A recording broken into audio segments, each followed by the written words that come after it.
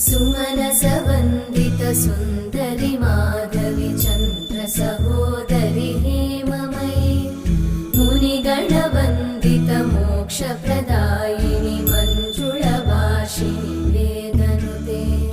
पङ्कजवासिनि देवसुपूजित सद्गुणवर्षिणि शान्ति